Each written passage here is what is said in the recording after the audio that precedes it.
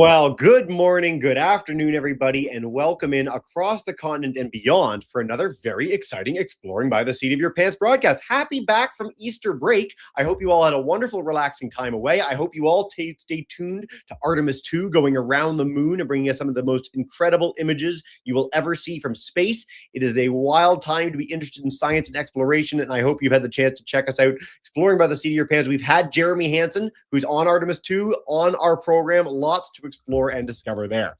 Now, before I dive in with today's topic and our epic series we're starting with, I do want to note we have a Kahoot today. So between our talk and our Q&A, if you want to play along with a little 4-question quiz, you can pull up that game pin below. Extra way to keep it interactive.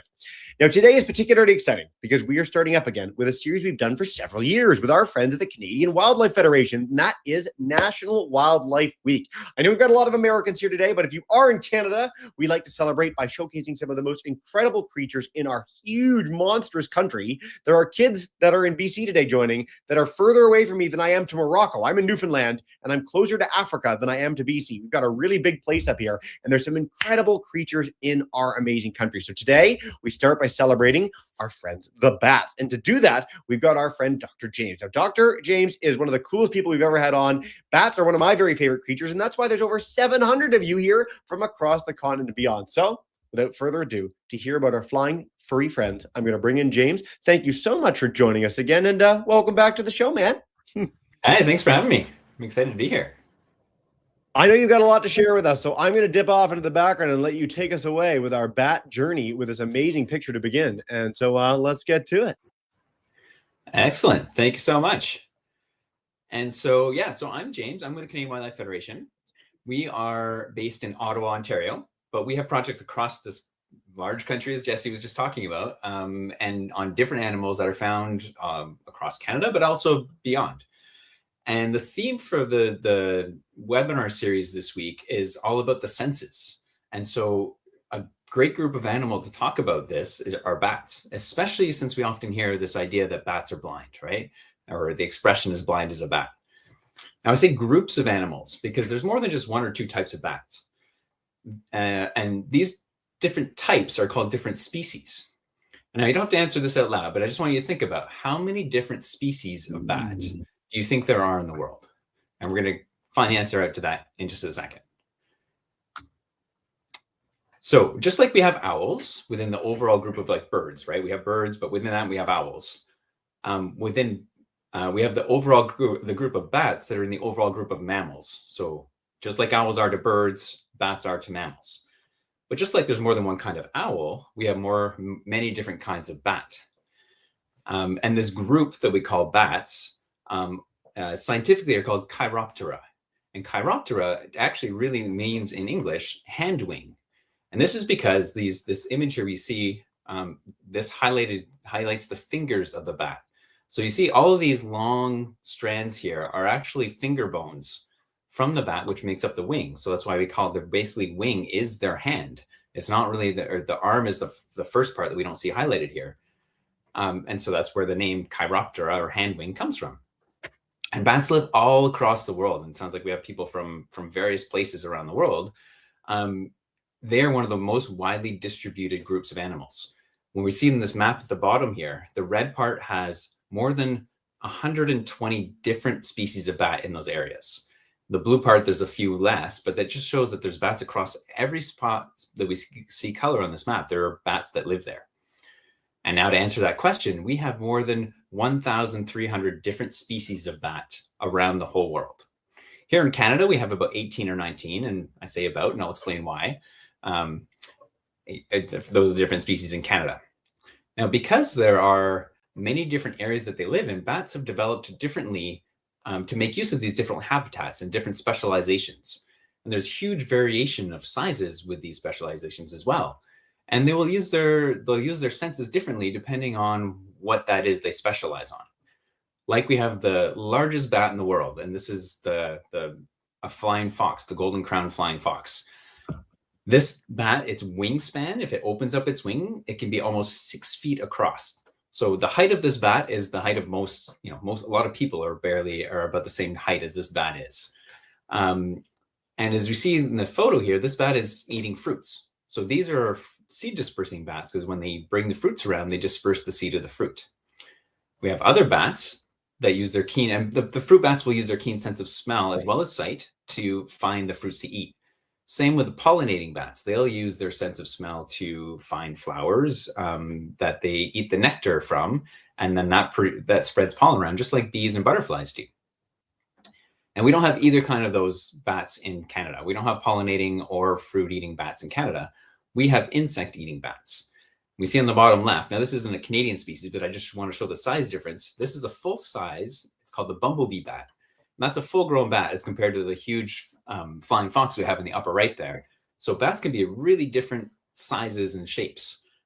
The one on the bottom right is a bat we have here in Canada as well. And it's good action shot of it eating a grasshopper. So these are bats that specifically eat insects. And to do this, they use their great sense of, well, they use some sight, but they use a really cool thing using their great sense of hearing, which is called echolocation. And I'm going to explain what that is.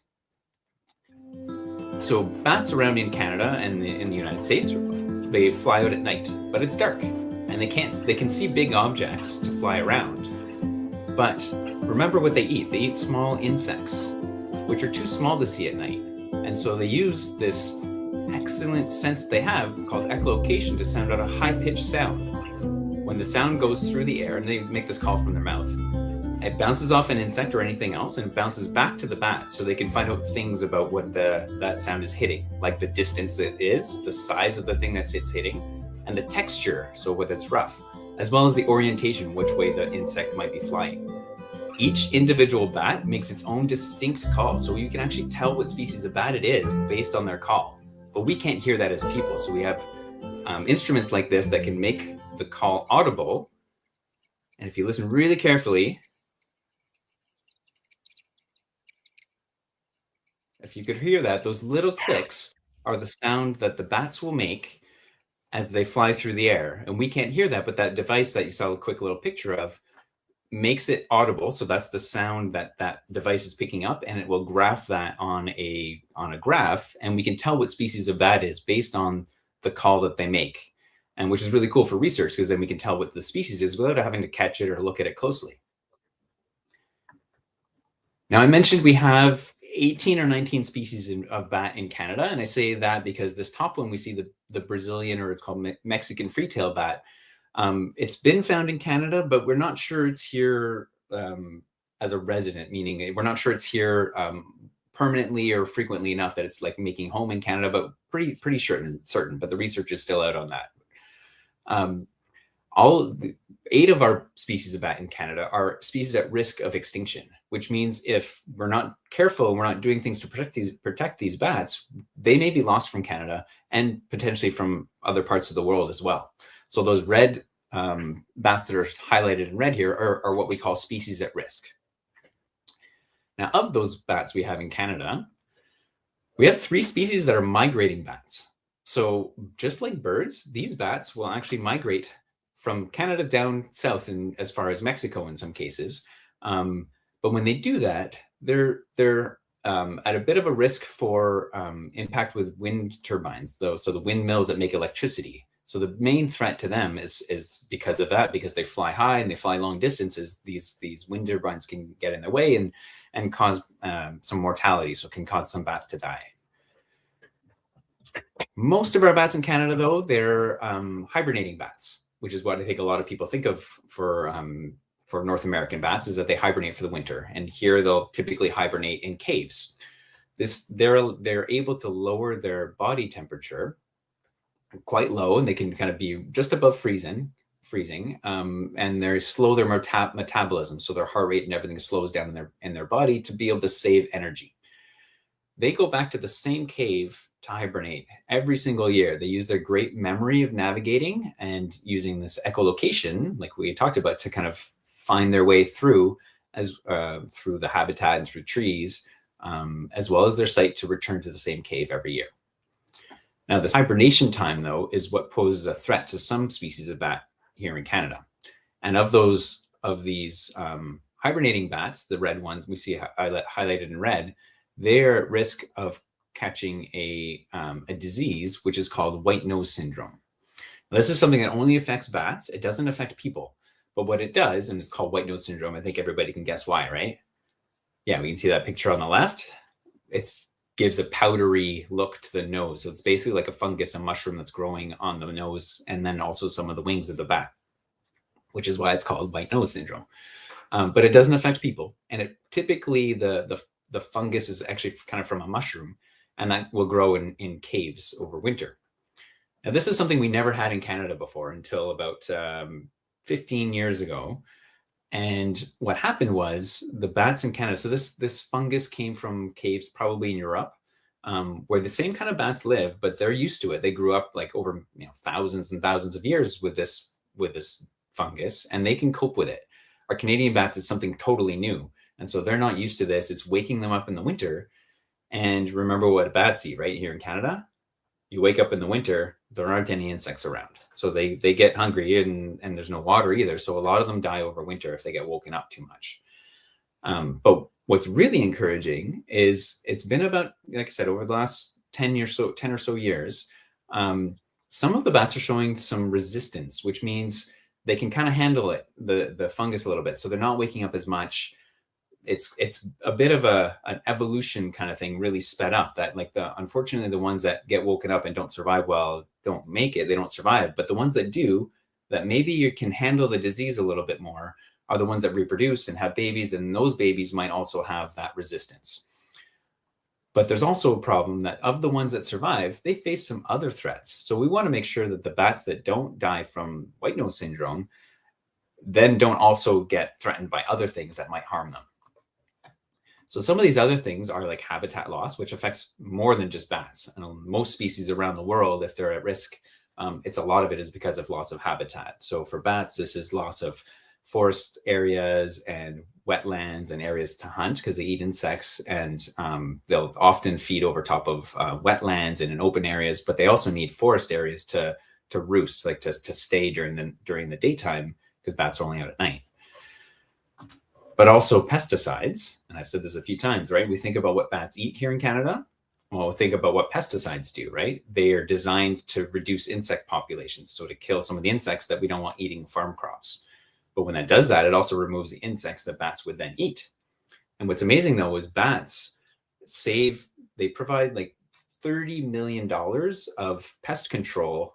So they eat enough insects that then farmers don't have to use as much pesticides for their farms. So they can save, like across North America, $30 million a year, just because they don't have to use as much pesticides. Now, there's also the threat of these wind turbines, which we talked about already. And the last threat I want to talk about is something called an eviction. So I don't know if in your school, have you ever been sung to the hall, or have some of your friends having to go to the hall or to reflection? That's kind of like an eviction. So basically, when you're removed from somewhere and have to go somewhere else, then it's an eviction. For bats, this is being evicted from their house, from a building. And when you're sent to the hall, it's usually permanent, right? I don't think it's there forever. But with bats, when they get removed from a house, it's often forever. And that means they lose access to their roost site, so where they can go to be safe during the day when they're not flying around at night. So what we want to know is, for some of the work that Canadian Wildlife Federation is doing, is what is the impact of an eviction? Where do bats go when they can't go back into a roost site? And what does that have on their habitat, on their behavior? And so one way we can do that is we do something called tracking studies. So this is basically, we follow the bats to find out where they go. So the first thing we would do if we want to follow bats, we have to catch it first. So we set up nets that look like this right before sunset, because bats come out of their roost at sunset, and they'll fly into these nets. Now, it doesn't hurt the bat. They get a little bit tangled up, and then we take them out right away. And we remove them from the nets. So then we handle the bat. And anybody touching a bat here in these, as researchers, we all have vaccinations, we all have training. So nobody can just go and try and catch bats. This is done by people who know what they're doing and have all the training for it. Then we take some measurements. We look at the bat, we measure, and we can check out their wing, how healthy it is. We also look to see if there's any signs of the white nose syndrome to see on the bats, and we record all that information. And then we will attach an armband to the bat. And this is like a little bracelet. It doesn't go through the bat wing, and it doesn't harm the bat. It just pinches around the front arm of the bat.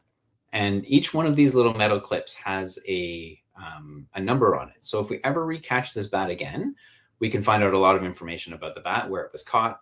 We can find out the age, because actually there's no way to tell the age of a bat except from that being a young bat or an older bat. And a young bat basically means like a year old or less. And there's only a way we can tell from this picture here. There's a little knuckle there, and we can tell if that knuckle is joined or if it's open. And when it's open, that means it's just born in that year.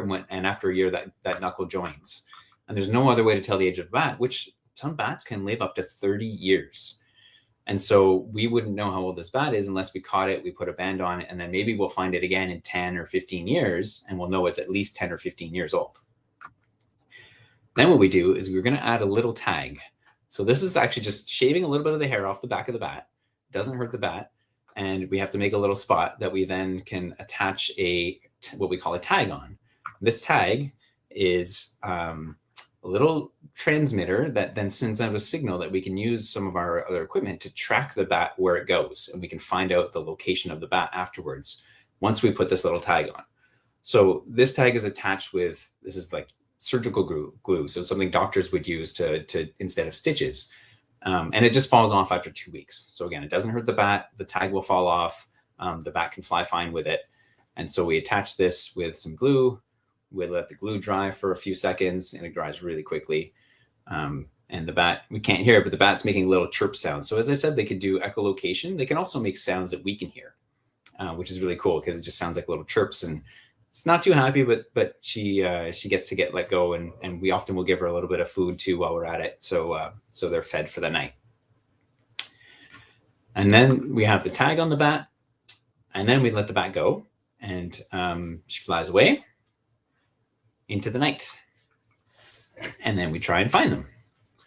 So we use this, we're kind of almost do something like echolocation in a sense, but instead of us sending out a signal, these are antennas. This is attached to our car, or we can carry one around, or you do it by hand.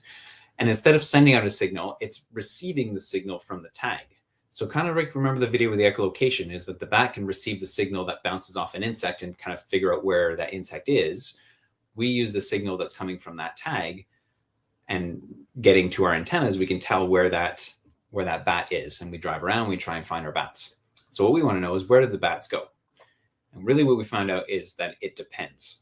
So this is a spot, this is an eviction, and it's done at the right time of year. So one thing that's really risky for bats is if you do an eviction like this, so the bats are trying to get back in this mess area. They left at the beginning of the night, they flew around, they did their eating, and this is like, it's actually darker than what it looks like in the video. This is like 6 in the morning, 5 in the morning.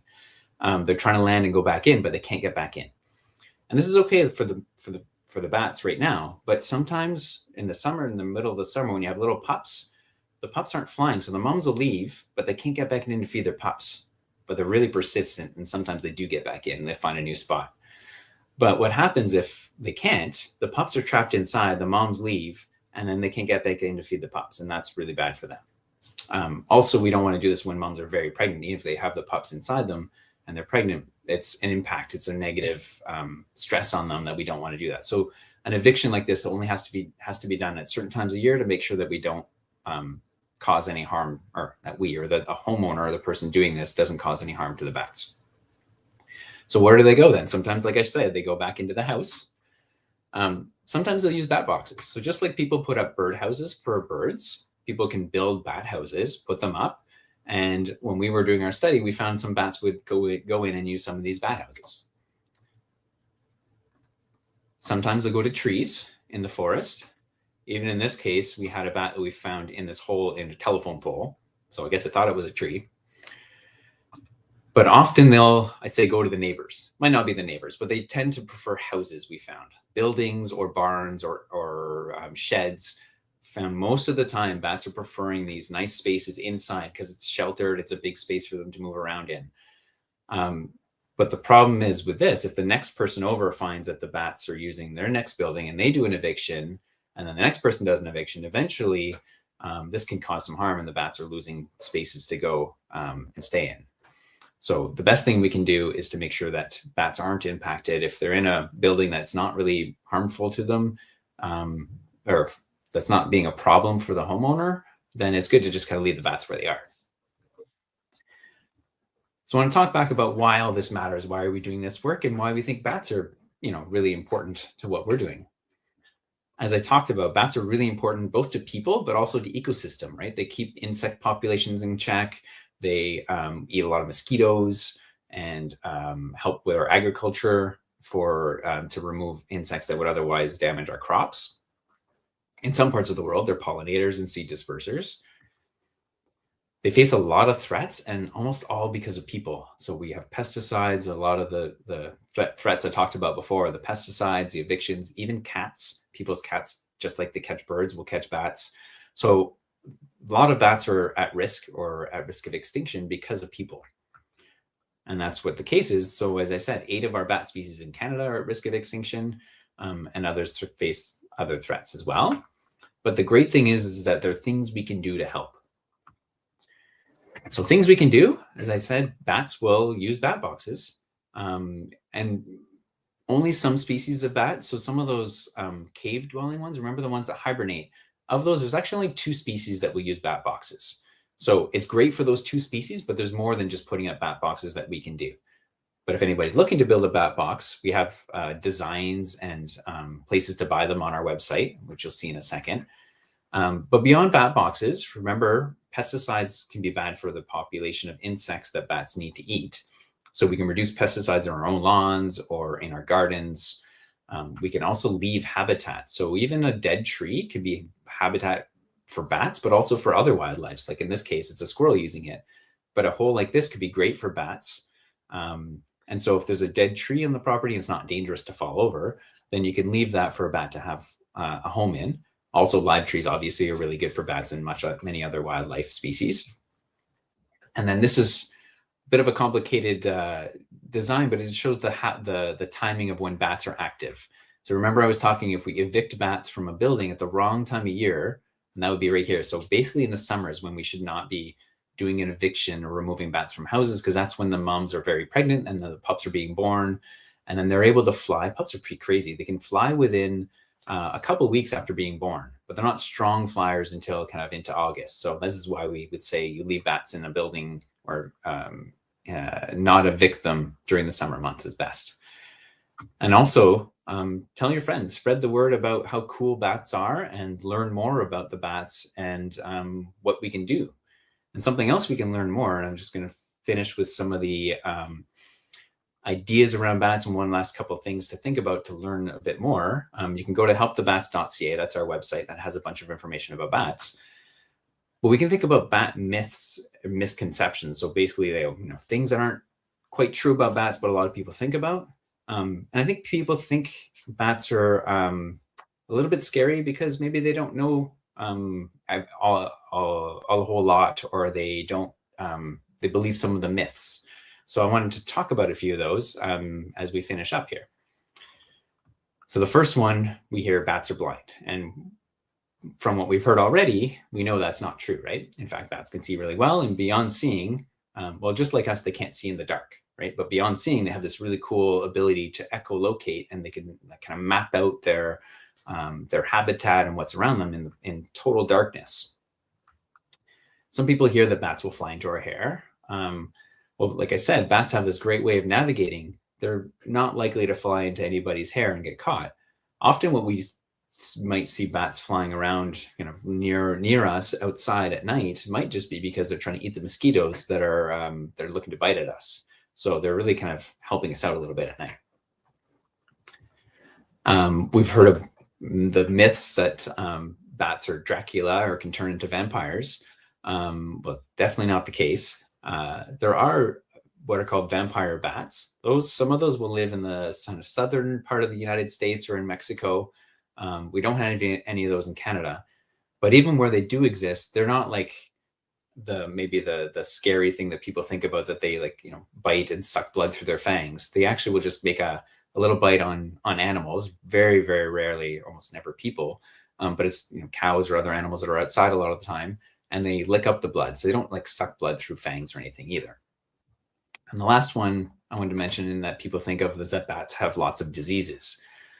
Well, in a way, this is kind of true, right? We talked about white nose syndrome, and it's a disease that gets them, but it doesn't affect people. But there are other concerns about rabies. We hear about bats and rabies a lot. And bats can, just like any other wild animal, can carry rabies, and it's best to stay away from and not touch wild animals. But it's less than like 1% of bats will have that. But rabies is very serious. So if anybody comes into contact with a bat with bare hands, like we never want to touch wild animals, you should definitely get it checked out and see a doctor for an opinion to make sure, because it is really serious if it happens. And the last thing I want to leave as a kind of a myth is that bats aren't scary. I think the myth is that bats are. I think they're not. But what is scary is not having bats around anymore. So the thought of extinction of bats would be really bad for our environment, for our ecosystem, and just be really sad. No more important message than that, James. And I mean, we are going to highlight all the Help the Bats website, everything you guys are doing, National Wildlife Week, and more. Really, really appreciate the deep dive on bats. I've seen bats my whole life. I've gone out at night to catch bats with professionals. I didn't handle them, but I watched the professionals handle them. One of the great experiences I've ever had. I can't encourage you enough, kids. Learn more about bats. They're really, really special creatures. And we just thank you for your attention today. Now, James, we're going to dive in with our Kahoot. If you want to come out of screen share, you can see us again, have a bit of a conversation. Great. We're going to begin with 4 questions to see who is paying attention, have a little bit of fun for some bragging rights. And what you win for the Kahoot, the faster you answer, the more points you get, is James and I's everlasting respect. So we are going to begin with this, and then we're going to dive in with Q&A with all our live classes. YouTubers, you guys are already sharing a whole bunch of questions, which is awesome. I must admit, I hope, we've got a lot of bat names in this one. I hope a bat name wins. That's very biased of me, but 56 of you. Let's see if we get one. And James, if you want to help us out with any hints along the way, you can guide us in the right direction, perhaps, as we go along. Here we go. Question 1. How many kinds of bat are there? 125, 400, 1,500 plus, or 30? Only 30 kinds of bat? Maybe a bit more than that. Maybe quite a bit more than that. James, what's our hint for this one? It would be there's quite a few. Yeah. Open your eyes as wide as possible. It's one of the 2 biggest groups of mammals, them and rodents. There are way more of them, primates, than antelope, and all sorts of other things. 1,500 plus is correct. Most of you got this right. Let's see. Lovely Dragonfly has our lead, barely over Zany Coral. Okay, question 2. True or false? Bats are blind. We drove this point home. You mentioned it multiple times, and I appreciate you for that. And maybe this picture of this flying fox with like gigantic monster eyes will help give the hint away. But I will say, James, when we do this question in bat programs, usually it's 50-50. People really, really, really want to think that they're blind. And the answer, we still have 2/3 of you. Yeah, okay, 2/3 of you are right. Bats are not blind. So for the 14 of you who picked they're blind, they're not. They can see, I promise. Very good. Okay, let's go to question 3. Zany Coral takes our lead. Okay, question 3. White nose syndrome is a what disease? Is it a fungal, bacterial, viral, or we don't know? We got a picture of it. We talked about it a bit. James, what are we going to give them as a hint? Yeah. Remember I talked about it being like a mushroom type thing. It has spores. Yeah, okay. Yeah. Mushroom, another name for kind of... 2 more seconds to figure it out. The answer is fungus. Yes, most of you got this right. We do know what it is. We're working to try and prevent it as much as possible, but we know it's a fungus. Lovely Dragonfly retakes her lead, barely over Snowy Mouse. Question 4. How can we help bats? That I couldn't even fit all the possibilities on this thing, but is it build a bat house? Tell your friends and family what you learned today. Don't clear dead trees where bats can roost. Or, hint, hint, nudge, nudge, if you've ever joined me for a Kahoot before, all of the above, perhaps, and more. You can go back to that slide, and you can check out helpthebats.ca to find out all sorts of ways you can help. There are lots of ways to class wherever you are. The answer, yes, is all of the above. James, they killed it. They got most of them right. Okay. Dr. Ladybug is third. We're going to Mr. Hancock's class first. Lavie, Mr. Dunn, Mrs. Fisher, and then we're taking some from our YouTube friends and going to do a whole second round. Zany Coral is second, and first, barely. Lovely Dragonfly, almost wire to wire. Way to go, guys. Nicely done, and let us know who you are in the chat. We are going to start with Georgetown, Mr. Hancock's class. Come on in and take us away with your bat emoji name. Hey. Hey, James. Thanks so much. We enjoyed the presentation. One of our students was wondering how exactly a bat can lower its temperature. That's great. Maybe I didn't explain it perfectly well. I think it's because they hibernate in cold areas. So it's not the bat themselves that lowers their body temperature. It's the surroundings because they hibernate in areas that are below or just barely above freezing. So they let their temperature get down to match the environment a little bit. And what's really cool is that some bats will roost at different spots. Like we have different species of bats. Some of them are better at being in the cold than others. So the ones that can tolerate the cold a little bit more will go in the colder areas of the cave versus other species that might be in the warmer areas. Great question. We've never had that one before. Thanks, Mr. Hancock. Yeah, that's great. Lavi, we're going to head to North Carolina. Come on in and take us away in North Topsail Beach. Hi, how are you doing today? Hi. So I was wondering, what are some new bat species? New bat species. Oh, that's a good one. I don't know all the new ones. I know a lot of our Canadian bat species, but there are over 1,500 different species around the world, and there's some new ones are being discovered a lot of the time, often in the tropics area, so like in the really warm areas of the world. And I don't know what the newest ones are. There's just so many to keep track of. You stumped the expert. This is the job. I was going to say you stumped the bat expert. Every time we go to like really dense tropical forests and we go looking for new species of all kinds, not just bats, we find them. Like the tropical rainforests of this planet are some of the most special places on Earth. And if you're keen to find a new species, name one after someone you love, you can become a biologist and go do that. It's a pretty special thing on planet Earth. So great question, Lavi. Mr. Dunn, we're heading back to you. Grade 4s, come on in. And Mrs. Fisher, we're coming to you next. Hey, guys. Hey, Elam has a question. How many babies do bats have? That is a great question. I know, as I said, I know mostly the bats in Canada and generally for North America is about the same, but most bats, and I meant to mention it earlier, so I'm glad you asked, most bat species will only have one pup per year. So it's one baby per year, whereas often people think bats are like mice. Yeah. Bats are not rodents at all like mice. We'll have like litters of dozens. A bat will only have one, sometimes two pups per year. So not a lot. Neat as that. So what's interesting about that is that, like, again, based on the size of them, based on what they look like, you sort of your mind goes to mice, but it's much more like a seabird. Like a lot of seabirds will have 1-2 babies in good times. That's really, really neat. Thanks for that question, guys. We've had 3 questions we've never had on in the history of Exploring by the Seat of Your Pants in a bat program before, so you guys are great. That's awesome. Mrs. Fisher, Carsonville, come on in. Take us away. Hey. What are bats allergic to? Allergic to? I don't know if bats have allergies. There's another question I've never had before. That's great. Seriously, you guys are killing it. I'm going to look this up, James, in the chat. I mean, you would know more than almost anyone, but I'll do like a Google search as we go along and see if there's any. I've never heard of allergies being tested in any animal ever, other than maybe like dogs and cats. Yeah, I don't know. Cool. And I mean, bats will eat different things, right? Depending on where they're from. So like I said, our Canadian bats and North American bats will eat mostly insects. So I wouldn't say it's an allergy, but they wouldn't eat nectar or fruits. But then the fruit eating bats probably won't eat insects. So they have their special diets. But I don't know if there's an allergy that's known for bats. We're stumping the expert all over the place. This is the point of National Wildlife Week, is for you to have the best questions in the world. YouTube, I'm heading to you for a few questions that we're going to do back with a whole other second round because, James, you're whipping through these. Dominic at our Argyle Center crew in Edmonton wants to know, why are there no ground bats, like bats that can't fly?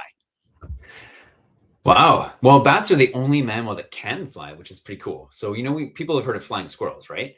Flying squirrels, despite their name, don't actually fly. They glide. So they can go from one tree and glide across to another. But bats are the only mammal that can do powered flight. So they use their arms, their wings, remember their hand wings, to flap to actually propel themselves forward. So that's kind of what they've evolved to do. So they're specialists to be able to fly. But what's really cool is some bats can actually even swim. They land on the water, not intentionally, but they can land on water and actually swim in the water. But other bats, like I was talking about, there's some places where vampire bats live.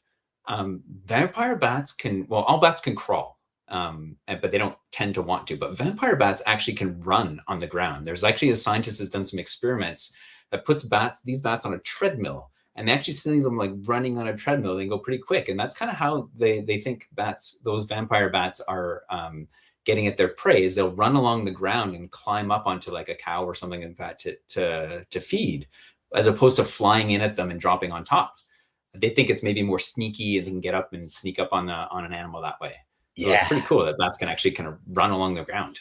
I just put it in the YouTube chat and the StreamYard chat. Everyone should watch the bat treadmill. It's just a spectacular. It's pretty cool. Miss Cork's class, they're joining in Stratford. They want to know how many bats are usually caught in a night. That really depends. So when we go and we catch at a building, we know there's a roosts there. So it means the bats that we're catching in particular will tend to roost all together. So they like to be in big groups. So if we're at a building that has a lot, or a tree roost that has a lot of bats, we've sometimes caught 200 bats in our nets in one night. Whoa. But if we're just trying to if we don't have a roost that we know about and we're putting up nets in a place that we don't know, we may only catch a couple. And then those are colony roosting bats, but there's other bats that are solitary. So we have other species that kind of just fly, and they live under bark in trees or in tree cavities, tree holes, but they are more like, one or two bats stay together and they don't form these big colonies. So to catch some of them, it's a little bit harder. You don't get so many of them. I want to stress, this is the bat side of the equation. We've done programs where we catch birds in nets as well, and they talked about catching like 360 owls a night. Like, it's amazing how many things you can capture when you know where creatures are going to be in a set location. You've got the right tools, right staff like James. Really, really special stuff. Great question, guys. All right, Mr. Hancock, I'm coming back to you in just a minute. Elena Bracebridge wants to know, if bats are out on a windy night, the leaves in a tree are rustling in the wind, would bats use their echolocation and think it was an insect? Can they make mistakes in what they're using their echolocation for? Wow, that's another good question. I don't know if I've had that before. I think, yes, they probably could make some mistakes with the windiness. Although what's interesting is when the winds are really high, the bats tend to be out less even. This is because, remember what they eat, right? They eat insects. If it's really windy, if you've ever been out on a windy night and you're getting bit by mosquitoes, all of a sudden a big wind picks up, mosquitoes seem to go away a little bit, right? So if there's not as many insects out, bats realize that they're not going to have a good meal, so they might not be worth their effort going out and flying around as much. So when it's really windy, they tend to not go out quite so much. I also like this. Oh, go ahead. Sorry.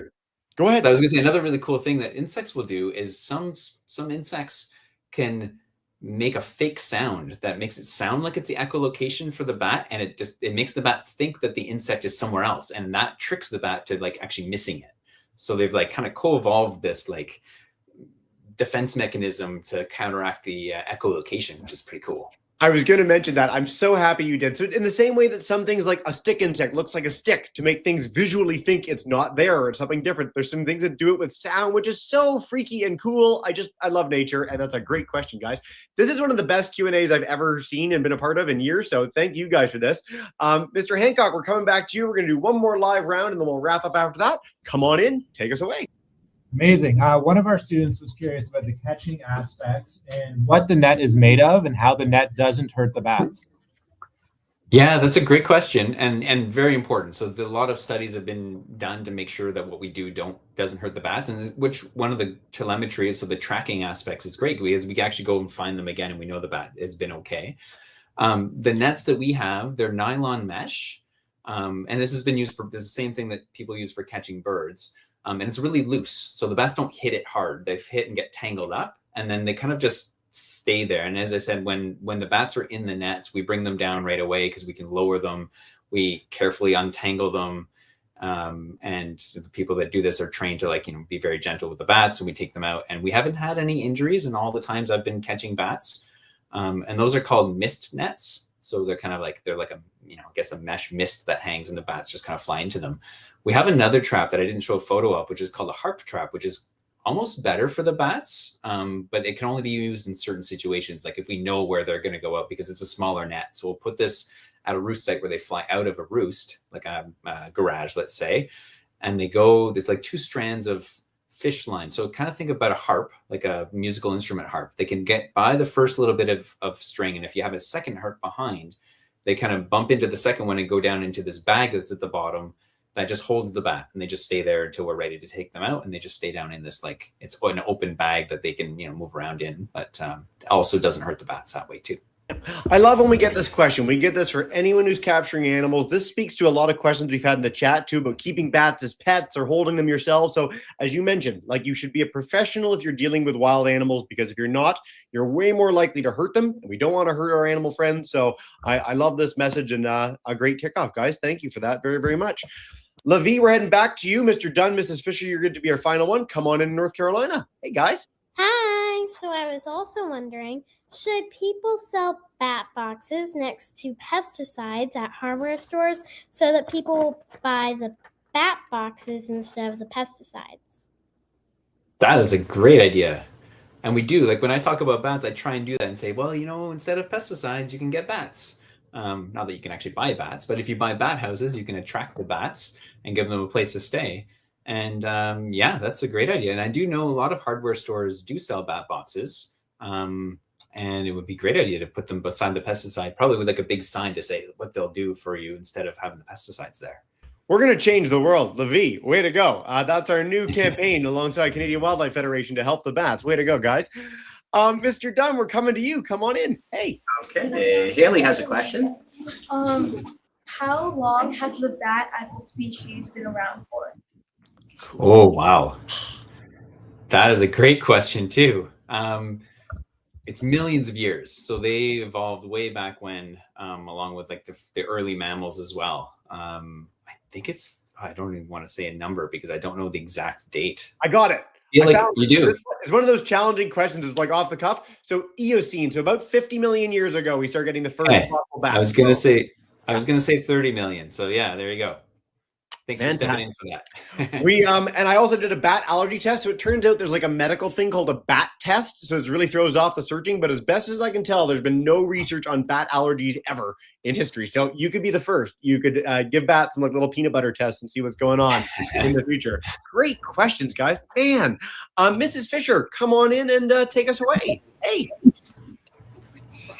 Why do bats hang upside down?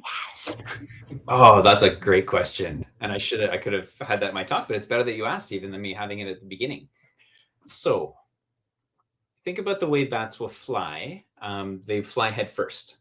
So they hang upside down so that if they have to get away from a predator or fly out fast, they can just drop and fly forward and get away from or get out from their roost site. So it's basically just a way to make it easier for them to start flying. Something with bats, unlike birds, if you watch and you see, say, a robin on the ground, they'll just jump from the ground and start flying. Bats can't do that. They don't have strong enough legs, so they tend to have to fly from somewhere higher. So they'll have to perch up higher and then start flying downward and get their lift going. They can't really jump from the ground and get going. So that's also why they would hang upside down, is so they can just climb up to where they need to fly from, and then they just drop down and start flying from there. James, we've had such a fun ride together. I want to stress for all our kids, there's so much more to discover. Helpthebats.ca. You've got an amazing Bat 101 page of the Canadian Wildlife Federation, and National Wildlife Week highlights all the incredible species you're helping to protect there. No one does it better than the Canadian Wildlife Federation, folks. We've got bees tomorrow, eels on Thursday. Please do sign up. They're all going to be on our YouTube channel as well. So if you want to learn more, there's so much to explore and discover. Before I bring in all our classes to say a big enthusiastic goodbye, is there any final message about bats you want to leave us with? You've shared so much, but anything before we say bye?